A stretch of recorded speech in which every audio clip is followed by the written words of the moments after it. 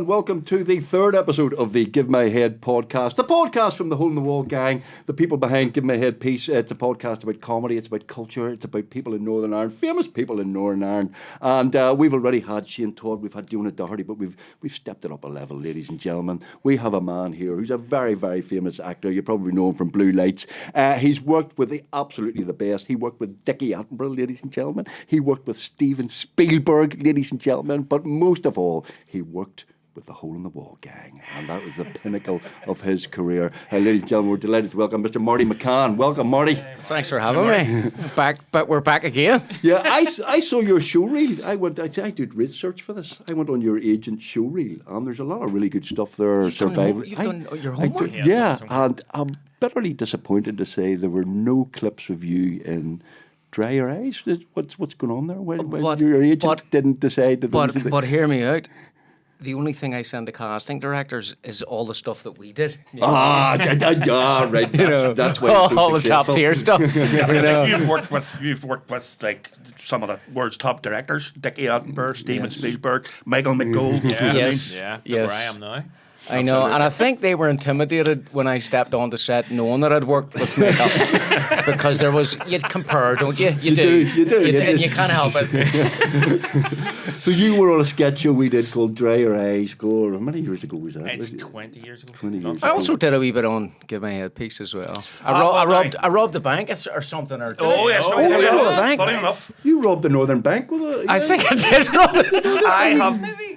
I have a photograph of your first ever appearance on Give Me a Headpiece. See if you can find Wally there. This is a photograph. This is an episode we did where I made a film, didn't I? Was that a film? Yes, we did The Great Escape. We did the full Great Escape. No, I did a film about Northern Ireland with the Brits with the Nazis. I am there. There you are, a German soldier. The Germans are coming. Yeah, her Marty. That is nuts. I can't even remember that. That was in Tullymore Forest. That's right, Tullamore Forest Park. Yeah. And that was in Give My Head piece? Yeah. We did the full motorcycle chase from The Great Escape. That's right. And no one was killed. No, they didn't land in Bar. You didn't drive the motorbike though, did you? No, I was on the motorbike, but I wasn't allowed to drive the motorbike. Health and safety and all of that. Even though you were producing and don't really regard health and safety as a thing to worry about. I know, they're a real stickler, aren't they? They're real because there was a future injury later on. Yeah, there was a future injury. They're real sticklers when it comes to human life, aren't they? So you see, you haven't I haven't used a bit. And so then I've been on Give My Head piece twice. Yes. You robbed the Northern Bank. We did an episode of the year of the Northern Bank. Yes. The year after the Northern Bank robbery, was it? Yeah, which is inspiring the new movie they're making as well. Is that right? Yeah, it is. I think, did I maybe do it with Michael Conran? You did. You did. It was Michael. You were robbing the bank and Billy the Peeler came and helped you, basically. That's right. Helped to load the money into the back of the van. That's right. Yes, because I've been told about my public relations. I need to improve them. We were just sound. And you helped us, you know. But if you go online, there's loads of clips of Dry Your Eyes. Do you remember Dry Your Eyes? Well, apparently some of that stuff people were sending me, you know, the stuff that we did, like the cultures. Mm-hmm. Remember the interview with me and Emma Little? That's right. I mean, it's got hundreds of thousands of views or something. Yeah. Something like that. And stuff with Marty Reid as the, what was he, what do you call him? Is it by fuck? Derek the Longfield farm. Wherever he was, his catchphrase was, is it by fuck? Where people robbing a bank and he's going, no, I'm cashing a check here. That's right, because he's going to Santa Ponza or something, or so he's going somewhere. It's the plane hijack one, I think, is the one that gets a lot of hits. Aye. That's where it is. It is Islamic Jihad to fuck off. Al-Qaeda or jihadis or whatever they are, they're hijacking the plane, and he goes, "No, you're not. This plane's going to Santa Ponza. They're forward it all year." I know. Was that your first telly? Was it your first TV? It probably was. Right. I mean, I'd done some wee reconstruction stuff. You know, corporate things where they would it's more corporate-y reconstruction things, but it really, Dry Your Eyes and Give My Head piece was probably. I think it was my first. We're responsible for. So you're responsible for the strife that I went through. But you are one of the few actors who literally got the call from Spielberg. Like that's pretty. I literally did. I literally did. And I mean, really happened. It really happened, and even I didn't really realize it at the time, but you've got how many millions of people living in LA, and they all want to be actors, and they're all waiters, and they're all this, and they're all that. And literally, the first time I ever stepped foot in LA, it was to go to Playtone Studios to meet Steven Spielberg. So it's like, as the older I get, and the more sort of embedded in the industry that I become, then you go, oh, that was a wee bit special, What's he like? Was he all right? He was lovely. He came out and cracked a joke that I didn't really get and no one else got, but we all laughed our balls off. Please don't send me home. And I remember going up to the hotel and they were like, we'll take a $100 deposit fee. And I went, $100? What are you talking about?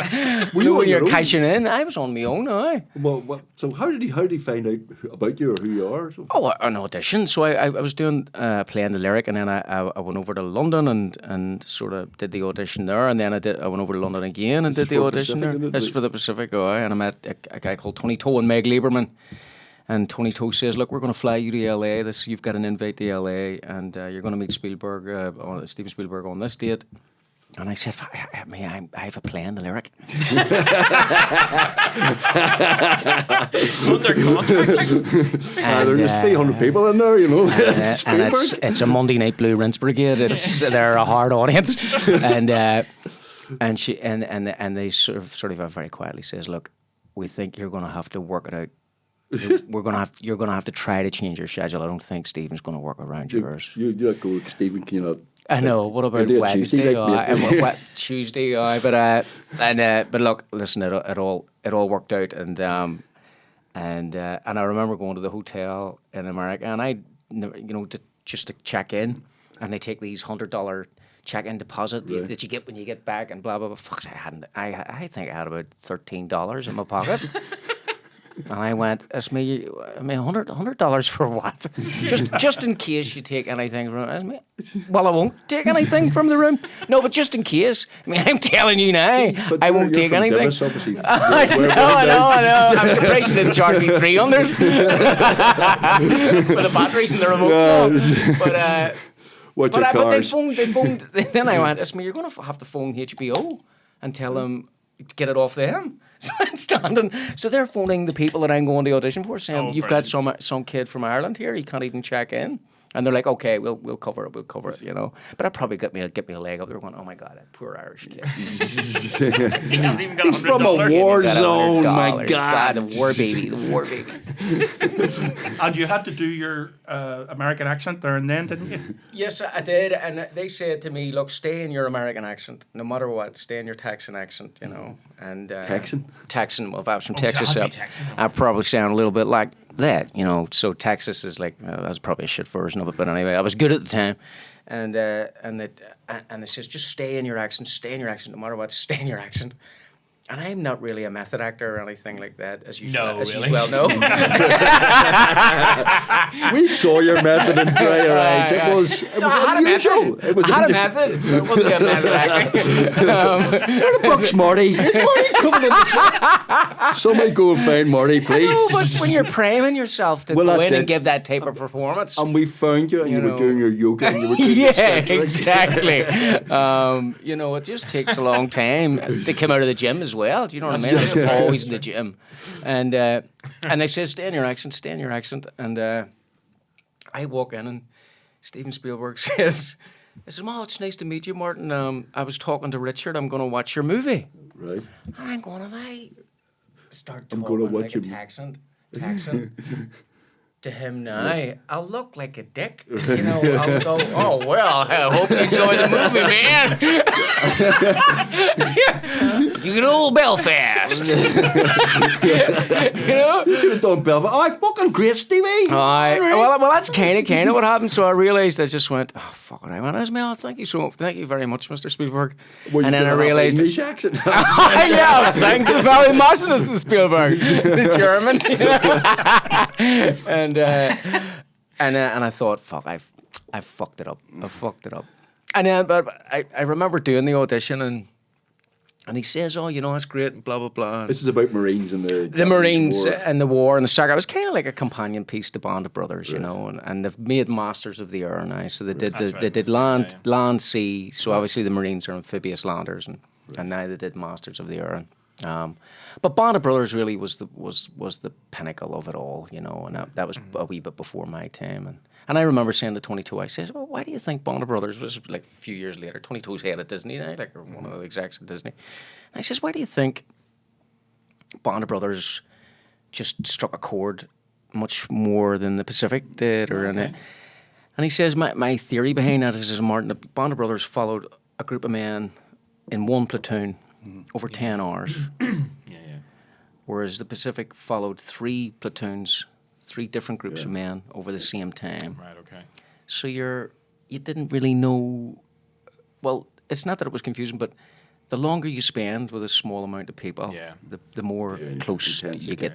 The closer you get to them. You get your script and go, when do I get shot? Or when I used to go many lanes if I got, but now I go many days, because you know what you're getting paid. You're going, if I'm in very few lanes, happy days, you know. You can always tell when an actor's on the way up because they stop getting shot, don't they? I have stopped getting shot now. Yeah, because you used to get shot. All the time. Where's Marty? Like, you'd be in the front, right, that's Marty, now he'll be dead in about 10 minutes. Exactly, exactly. Like, that's so true. Yeah. It's so true. I mean, I used to get killed all the fucking time. Yeah. But that's when you know an actor's getting famous, because they stop getting shot. You've been killed and you never got famous. I was in a film called The Belfast Story, where you got riddled, didn't you? I was machine gunned up against police station. You were robbed for the Oscar. It was my one and bizarrely only appearance in a film. I don't know why. I think you get to the door of the police station and then you get riddled, isn't that right? Riddled, yeah. Colin starting over me, and I'm laying on the ground for about an hour and a half, covered in blood and stuff. Okay. And Colin Meaney didn't like the film, to be honest with you. No. Kept changing the script. But I'm surprised it's when you're only I know. In a film. Sometimes the industry just overlooks. I thought, Spielberg, the phone, and then I changed my phone, and I went, for fuck's sake, he's obviously got the wrong number. Not all the best film actors are in films. Well, that's it. That's it.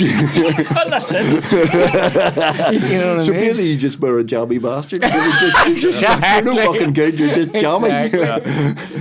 And when you're in LA and all of that, it's a completely different world. All the actors, they're all very serious. Are they all right? Or is no, look, there's all these cliches and stuff, but at the end of the day, LA's a big city where millions of people live, and is it all status? Like, are you kind of, what level are you at? Like, I would be no. I mean, if I go to America, I've got recognised a few times in America because of Blue Lights and BritBox and stuff. But if I go to, I'm essentially an unknown. There's fame, and then there's like here, I've got local status or whatever, in the sense that people go, or there's that guy from TV, or or they'll shout something or say something. Do you remember we were filming in New York? Yeah. And no joke, Nicolas Cage was making a film around the corner from us, and he was we had our crew doing our bit, and he'd his massive crew doing their bit, and they were all hanging around in the lobby of the hotel. But this busload came in, and they were all from Belfast, and they all started going to us, going, "Oh no, gang, he's your friend, gang, they're filming with Nicolas Cage. Who are those guys?" Yes, I went to the receptionist of the hotel and said, "What are you guys doing?" I said, "It's a show called Give My Head Peace," and she went, "Give who head?" No, not that sort of a film. It's a totally different film. There's a website for everyone. So how long did you have to wait for Spielberg to ring you back? Oh, it was a very painstaking process, because I went in and I originally auditioned for not Sledge, not Basilone. Anyway, I originally auditioned for a different part. Mm-hmm. In the flesh, in Playtone, and then they sent me home, and they says, so it was kind of like I did get the no, which was heartbreaking. It says they don't want you for that role, but will you go into an office in London and read with a girl called Suzanne Smith, who's a big casting director, because we'll have you in mind for another role. Oh, right, okay. So I went in, and that was really my last chance. And I went in and I read, and then it was maybe like a couple of weeks after. So the whole thing was really from the first audition to it was maybe like a 3-month process. I know, it was 3 grueling. months. Grueling. Torture. You find with them bigger jobs, it takes longer. Yeah. Longer. Oh, There's so many chefs in the kitchen, and they have all the money to spend That's on true. casting. That's They're not, true. because casting directors cost money, but they're not really worried. But it's tough now. We know a lot of actors, and basically they spend their time doing reels, doing things at home, and they say you don't even get a call back, you don't get a note, you don't get anything. It's just must be. No, you send it out into the soulless ether. And, yeah. I know. I mean, sometimes if you get really attached, it'll if you get really, really close over a long period of time, it can fucking depress you. Yeah. It'll be designed to depress you, wouldn't it? I mean, Absolutely. because you have to learn it. So you start reading the script, nobody's going to look Well, at it. he did. Is it he read the script? Well, that was back in the day. that was a while ago. Actually, I should say, when we auditioned you, you didn't get the part. No, we were that's actually. great to know. I tell you, this is what happened. It was just, no, he's good, but then this other guy came in and we kind of liked him. And then what happened was our Assistant assistant teacher. our PA came in Yeah. and said, "No, look at the tape. Him, he's the one you want." And we went back and looked at the tape and we said, "God, he is actually.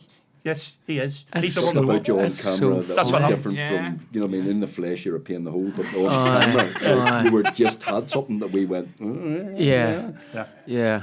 Whereas it's different with you. Like in real life, you're amazing. Exactly. But on camera, something's lost in translation.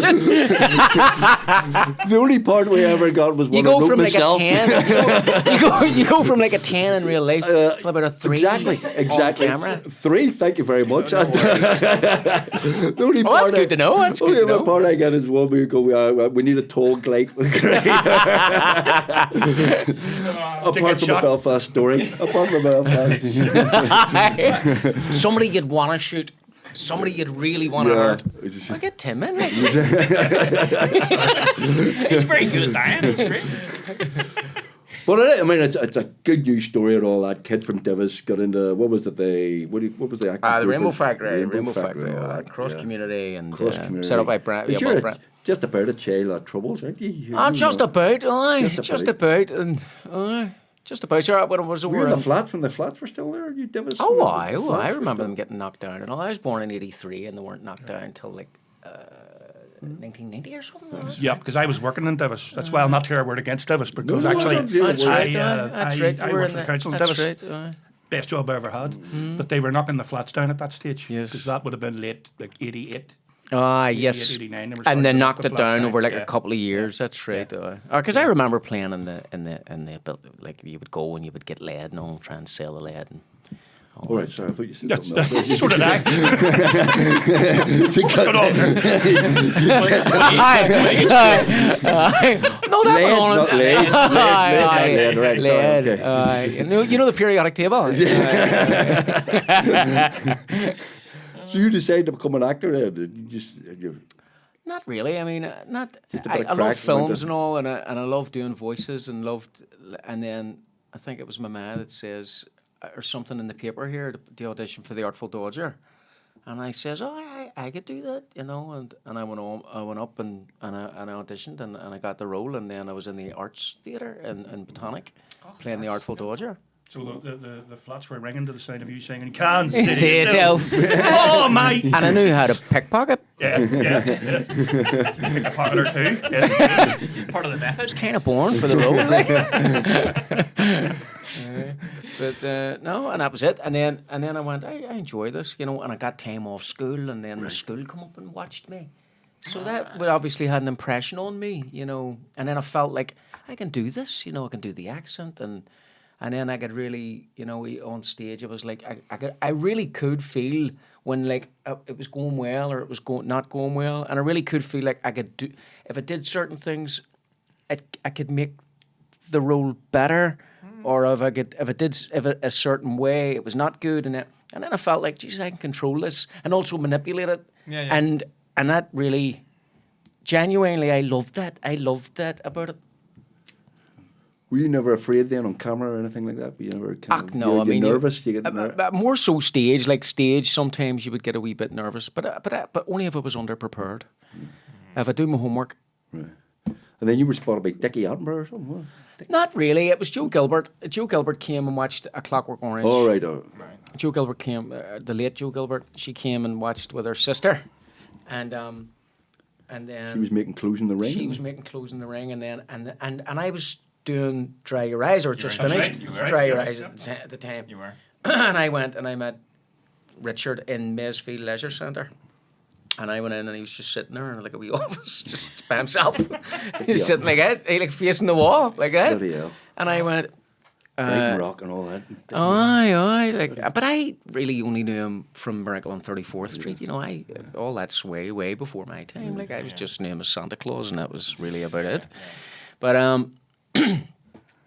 went in, and then he says, "Have you ever done any acting before?" And you'll laugh at this. I said, "Well, I just finished a comedy show for the BBC." And he went, "Really? What character do you play in that?" It's me. Well, I actually played 36 different characters. And you did? And I did, right? Because I'd done it all in my head. It was like, you know, there was the jihadi, there was the this, there was the that, there was the this, there was full this. priest. The priest and the thing. And, you know, so I think Yeah, you know, that's probably right. even if it was like a little peep, you know, it was like 36. and I, you know, 36, like, I mean, what type of an actor must you be to play 36 different individuals? Like, you know what I mean? Little did he know it was just a change of a wig, like. So we made your career effectively. Well, I tell you what, you didn't harm it. You didn't harm it. And I think, but I didn't mean it as I was really naive, and he sort of chuckled, you know, like because I think he realised that there's something wrong with this child, you know. And then you got to work with Pete Postlethwaite, didn't he? I loved him. I loved him. I always loved Pete Postlethwaite as an actor. I loved him. He was even better than man, you know. Is that right? Oh, he was like a diamond. You know, a diamond. Great actor. Great actor, and a lovely man, you know. Lovely man. He would get up and he would like. I remember my granny coming to set, and he would get up and he would get her dinner and all, get her, you know, just old school, you know. Aki was lovely, and what an actor, like. Yeah. What an actor. Amazing actor. What an actor. Superb. Crap film, though, isn't it? Crap film. Well, it's a long time ago now. Nobody. I know. Pete's dead. I know. It's. I mean, it's a very silly film. Look, yesterday. You were brilliant, obviously. Yesterday right? it would have been close to the bone, but I think today. Shirley MacLaine in it as well. Yes, Shirley. It's based on a true story, though. It is based on a true story. Yeah, there was a Shirley plane MacLaine, crash. Christopher Plummer, Yeah. Neve Campbell. Were you running up Cave Hill or something at the end? Aye. It took you 2 minutes to run up the Cave Hill, but that's. Aye. Aye. But it didn't do you any harm. Like, No, it wasn't.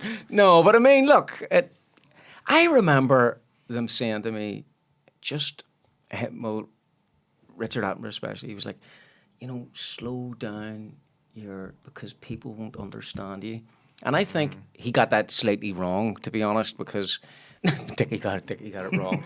But I should have. Dickie, what do you I know, shouldn't mate? have worried about people understanding or not understanding the Belfast accent, you know, but I think because now we realise, sure, look at Derry girls. And Well, now it's a plus. Now it's a plus, you know what I mean? Yeah. But look at Derry girls and look at, you know, it's like, it's almost like, and Blue Lights, you know. Blue Lights, Commit to your own accent. Commit to it. Don't put on a hybrid Belfast accent or like a Americanized. Just commit to whatever way you sound. Yeah. And that's what sounds the best. Can I tell you how successful Blue Lights is? I had cause to have 2 peelers come to my door. They're about 12. Two very young peelers. And they were minor incident. I'll not go into detail, but you know, Tell us the I'm not detail. guilty. I'm not guilty, and it's been sorted They out. got the all right? animals back to the farm, didn't they? They got yeah, and it wasn't my drugs. Anyway, there's a long story. But there were 2, they're literally like in the early 20s. And I said, what do you think of Blue Lights? I said, how accurate is Blue Lights? And the 2 of them said, honestly, it's about 70 to 80% accurate. And I went, really? Because cop shows are normally like nonsense, you know. And they said, no, genuinely, it was a really, really... Well, mind you, that did happen with, I mean, the BBC, a lot of their security staff were ex-services and some of them were ex-prison officers. And we were rehearsing Give My Headpiece on set. One time, Don Gordon is doing Red Hand Luke. Yeah. And, you know, he's over the top loyalist character, you know, psychopathic sort of, you know. He was brilliant in Blue Lights. Yeah. He was brilliant. And I said to one of the guys in the you know, from the security, and he says, "You watching it? You were a prison officer, weren't you?" I said, "Yeah." He says, "Yeah, I was a prison officer." I said, "How accurate is he?" He says, "Very accurate." That's exactly what they're like. so we're not making comedy, we're making reality here. Was he the guy who told us about the loyalist who Yeah. tried to tattoo UDA across his chest? Yeah. I think it was him. And did it in the mirror, and it came out, I do. I do. And he's walking around with I do written on it. He's done it. He also told me that he saw an ex-prisoner in the street one day and he went up to him and says, "Do you not recognise me?" And the guy goes, "No," and he goes, "You recognise me?" He goes, "Oh, yeah." So Blue Light's coming back for a third, fourth series? 3 and 4 now. I bumped into Declan yesterday in Cafe Costa or Cafe Nero or whatever, and was chatting away to him. And he's super excited, you know. So he really feels that, you know, they're happy with what's coming out and what's being written on the page. Like they've done an unbelievable job, you know. Yeah, And, it's a phenomenal success, isn't it? it has been. Actually, you know, like I remember hearing about it. I think I was driving past the Europa Hotel and I was on the phone to somebody and they says, "There's a show coming here like next year. It's called Blue Lights. Keep your ear to the ground. Keep your ear to the ground." And I went, "Blue Lights? That's me like a cop show?" And they went, "Aye, Blue Lights, Blue." And then I just sort of forgot about it, you know. Well, that's obviously for Jimmy Nesbitt then. You know what? That's obviously Jimmy Nesbitt's gig. Cop show. And I think they quit. I remember reading an article or something in the paper, and Jimmy went, "No, I'm totally. I love Blue Lights and blah blah blah blah blah." And somebody says to him, "And why are you not in Blue?" He says, "Look, I'll be honest with him. I've had my fair share. If I show up in Blue Lights, I'll be taking a piss now." That's what he said. Fair play. So fair play to him. Absolutely. Yeah. You and I were in Downing Street last year. You remember? We were in Downing Street, That's and you know, terrific. actually, this is so funny. So I was in La Palma, beside Tenerife, shooting a Netflix thing, and I play a guy. No, listen to this, right? There's movie history being made here. Mm-hmm. I play a guy with a Northern Irish accent, who's not in any paramilitary organisation, who tries to kill the Prime Minister, Right. and blows up Downing Street. Right. So they had built a fake Downing Street Right. in Tenerife, and I blew it up. And see the street that we were on? Yeah. It was identical. Wow. It was identical. So basically, at that party, you were casing the joint. I was casing the joint. Exactly. But it was surreal, wasn't it? Yeah. What's the film called? It's called The Choice. So I auditioned originally in an English accent Right. to play an ex. Is this coming out? Or is it? It'll be out on Netflix, like Alright. Maybe in a few months' time. Alright. Saran Jones. Right. Saran yes, Jones. yeah, Yes, so yeah, she yeah. plays the Prime Minister. Right. And I play a disgruntled guy who was fighting in Belize, and I fell in love with one of the locals, and I get her pregnant, and we sort of get engaged and all, and fall. And now that story, you don't really see that. You watch more exposition, but Yeah. they pull us out prematurely, and I am saying, look, if you pull us out, there's nobody to protect the people Right, who okay. came and grassed Yeah. with them against the militias, and whatever. And it was Saran Jones's decision to pull them. Obviously, she gets murdered with my unborn child, and then I sort of I've got PTSD anyway. I'm coming back. I'm really not a healthy guy, and I go about trying my best to kill her. Exact revenge. Exact revenge. Now that's a part of the story, you know. It's not all the story, you know. It was a bit of a wick party. Did you hear the story about that, by the way? It was a Downing Street reception for to celebrate Northern Ireland culture. I was invited, obviously, them two weren't. I was just saying. It was a drinks party. Well, it was a bit weird. Like, it was the head People of the important to Northern important Ireland. people, Yes, important exactly. people. I know. You know, I know. creator, actors. Sorry. You know, the Yeah. elite, the creme de la creme. People, Not the movers, director, like not the guy who created No. it. Like, no, No. the movers and The shakers. movers and shakers. But did you hear the story about it? They put out a tweet. Downing Street put out a tweet. And it said, celebrating the best of Northern Ireland culture at 10 Downing Street. And they illustrated the tweet with a wee flag emoji. And they put up the tricolour. They put up the tricolour. That's right, I And heard. unionists were So it's going gone. butt daft, going, well, that's right. You know, obviously about 10 years too early. But I just I know. And it was a bit of a wick party, wasn't it? It was kind of a drinks reception. We all stood round and kind It of... was absolutely wick, and then You and I went to the Rishi- pub. We went to the pub straight up. It's the first chance we got, Yeah. and then Rishi was there. Rishi Sunak came in and looked didn't like make a I don't know speech or an out of place school kid, Aye. and sort of didn't talk to anybody. Went over, had a couple of nibbles, and then split. Yeah. Very We were weird. He could have said something. And he didn't. That's unbelievable. Unbelievable. I always thought Richie Sunak sort of sounded like a Tesco manager. Something Aye. like that. You know, you never really saw him as prime minister. And he is No. tiny, like he's He's like Robin Swan in heels, you know. Aye, and yeah. skinny, Yeah. tiny and skinny. Yeah, but it was a bit of a wick party, it's true. I genuinely left. I was talking to this Downing Street guy. I said, what did you think of that party? He said, we'd better parties in here during lockdown. And indeed they did. Boris at the helm. So we went to the pub. We went to the pub. It was like a tip of maybe the Red Lion or something. That's just a guess, but I'm sure it was the Red Lion. yeah. And With Billy Moore, the head of the Apprentice Boys at Derry. You see, I'm moving very exclusive circles. The Apprentice Boys. is that who that was? Aye, Billy Moore, the head of the Apprentice. We do a history show with Long and the Short of It. New series coming out soon, by the way. First series is still available online. Long and the Short of It, look out for it. We're making more. When's it on again? Be out in the spring. We're filming the brand new excellent history series. I'll have to keep an eye out for that. Do keep an eye out for it because we did the series. It's on the iPlayer now. You can go home now and watch 4 episodes. I've already. No, Don't get the act in it, but we'll get to talk about Irish history. It's with a wee orange man called David Hume, and we discuss controversial moments of Irish history and then agree that he's wrong about everything. brilliant. But Billy Moore was the head of the Apprentice Boys at Derry, and we met him doing the documentary. Wow. In fact, I was in Derry with the Apprentice Boys. I helped burn Lundy. That's good. Yeah. So you're no wonder they asked you.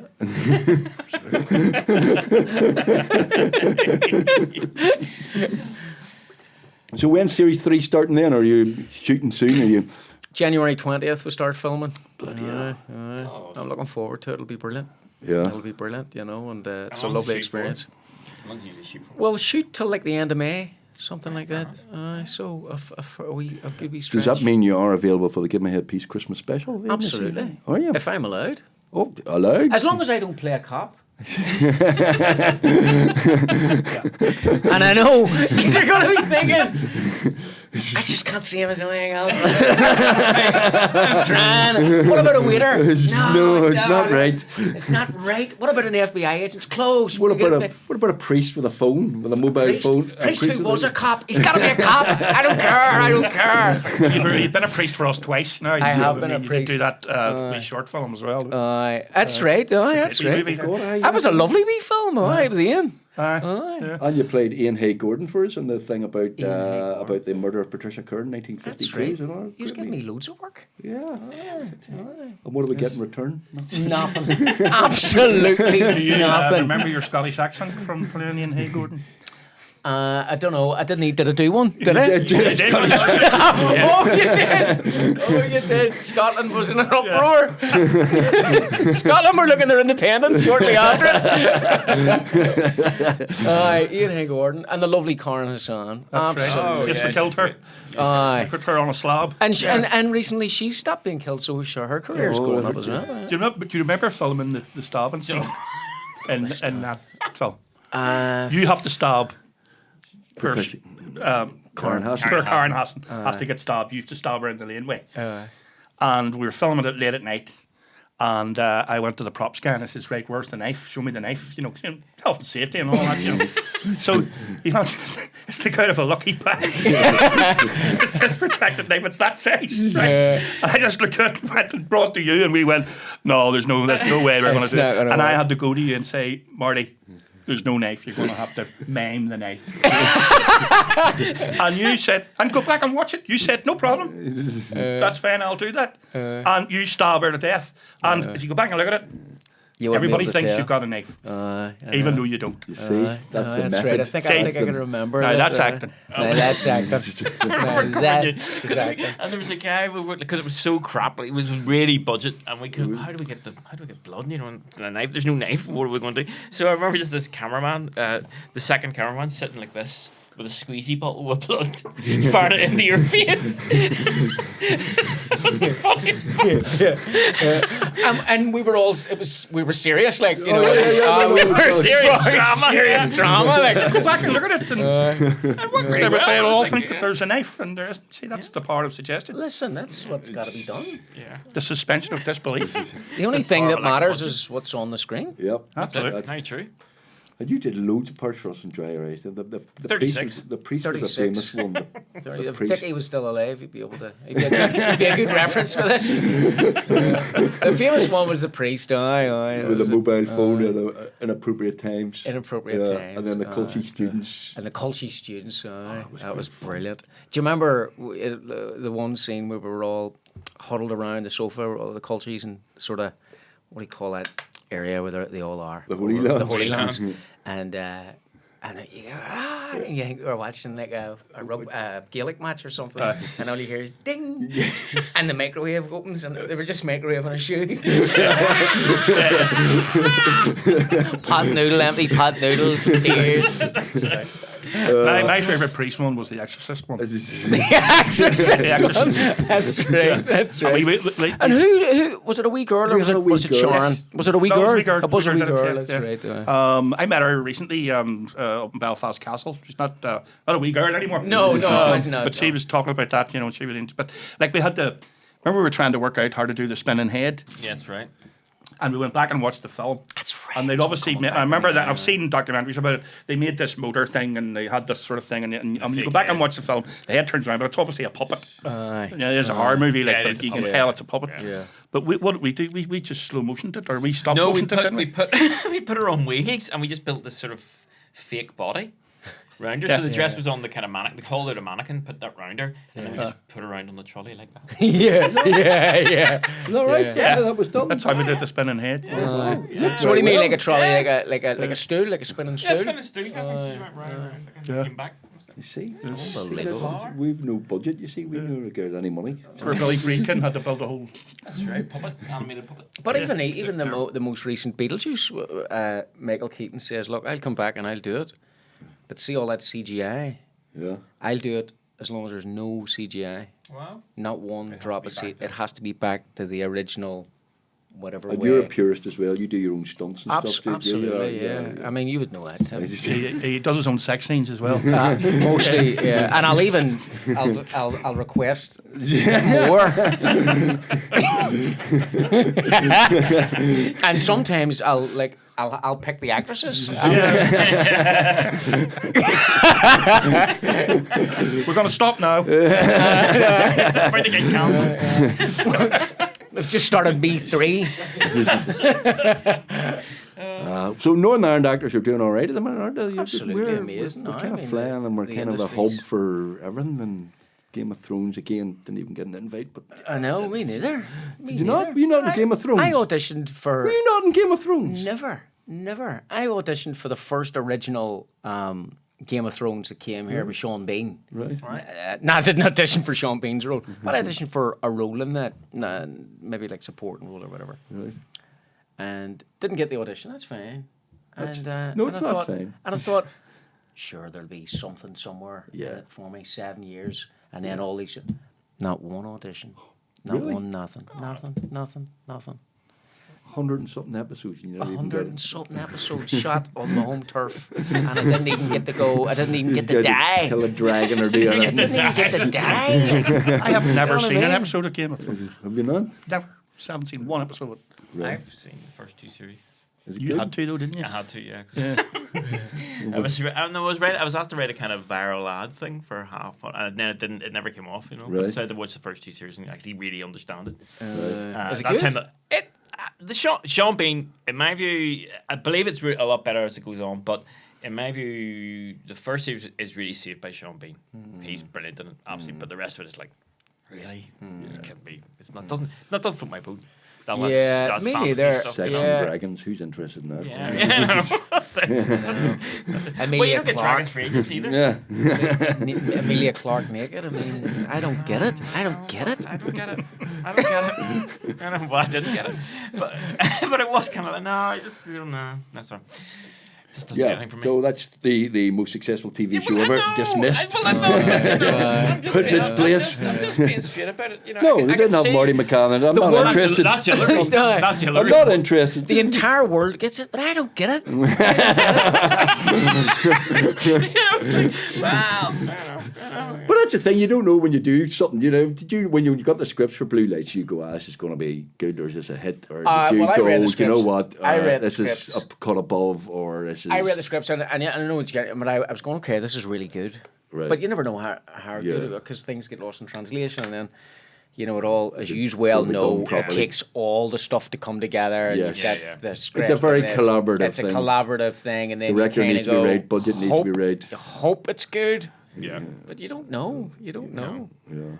You can get a feeling, But I remember reading 71. Oh, wow. Yeah, Script 71. That's right. That's yeah, good. yeah. And I remember honestly going, oh my God, what happens next? Yeah. You got What shot in happens that. next? I did get shot. But funnily later enough, on. Yep. the guy... You were in the coffin. well, actually, no, I did. But I also shot. I got stabbed.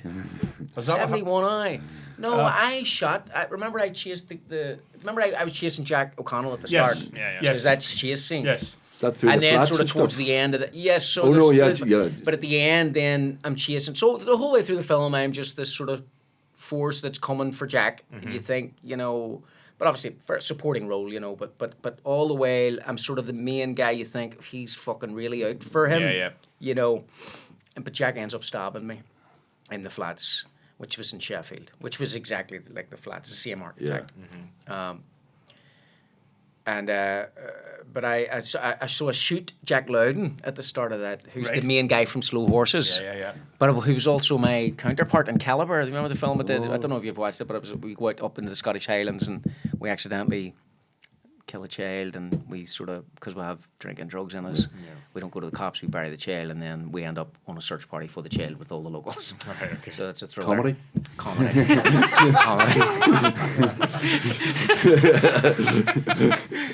Would have made a good comedy. Yeah, it's just such a fine margin. Fine margin. It's But 71 I really liked it, because 71 Well, you felt well- like it was a product, because you know the way that there were a lot of crap films about here, and you think it didn't feel authentic, Exactly. it didn't feel like a rad, it didn't feel like a chase, it didn't feel like a... Exactly. But But it was it's more- interesting, because most of the best films about here have been made from people outside of here. Yeah, Steve McQueen, yeah. even Jim Sheridan, Yeah. Jan Demange,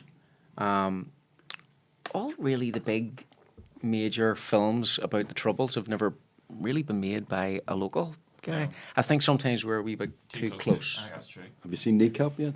I haven't seen Kneecap, but I heard it's unbelievable. It's pretty good. A lot of drugs in it now. It's Is there? Weird, I think they make good films here. The outsiders make good films here because the Troubles weren't really anything to do with us.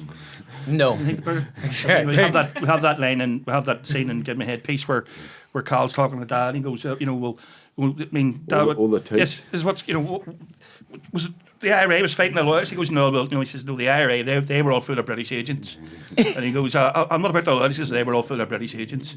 So Carl says, so the whole history of the Troubles was British. The Brits fighting the Brits with the Brits in the middle. He goes, yeah, so nothing to do with us at all, was it? Not really, son. No.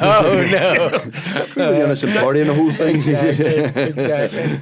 I don't know why they even set these films here. Summer Sunny did well. Yeah. I know. Well, anyway, it's made our career. Thank God. Thank God for the troubles. Still getting away with it. Still getting away with it. 25 years on, 26 years on. Bloody hell. 26, Yeah. So we're doing a Christmas special this year, and we're on tour in March. We're on tour with Give Me a Head Piece live all over the place. You can come and see us. And when you say you're doing a Christmas special, you mean on TV? Yeah, on Give TV. me in. Give me a small part of it. Get shot in it. Shoot me. Get me in and shoot me. Yeah, get me in and shoot me. So I never have to come back. Because I know in 20 years' time, he's going to be still going, getting away with it, getting away with it. We're doing a Christmas special. Hopefully. You're doing at home, the BBC by this time is shut down. You're doing a Christmas special? Yes.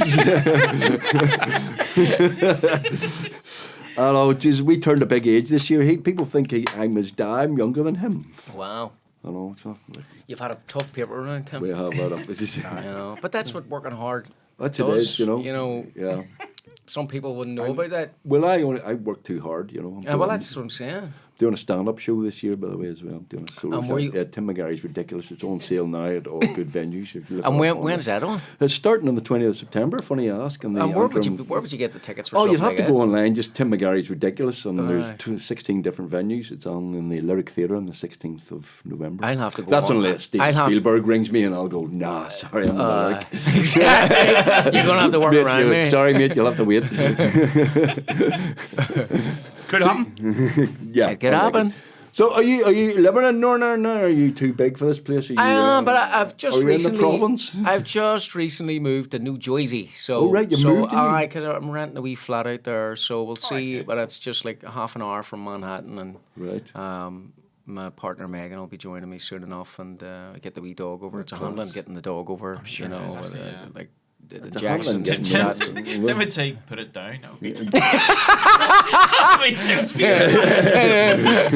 Yeah, I'm not a doggy Do you person. have to bring? I mean, do you how much do you like the dog? There's dogs in America. Get one over there. I know. That is actually a good point. Like, Yeah. I know.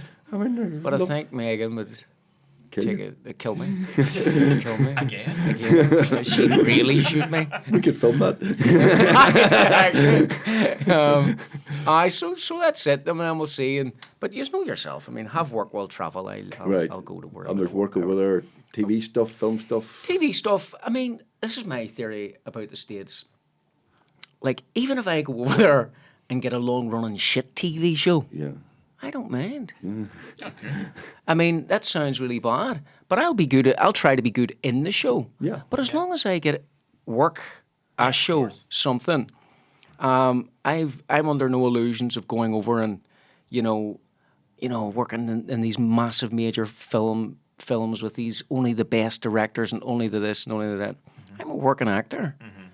I follow the work, and if I get a good or bad script or average script, I'll try my best to make that as good as I can. But the most important thing for me is to work.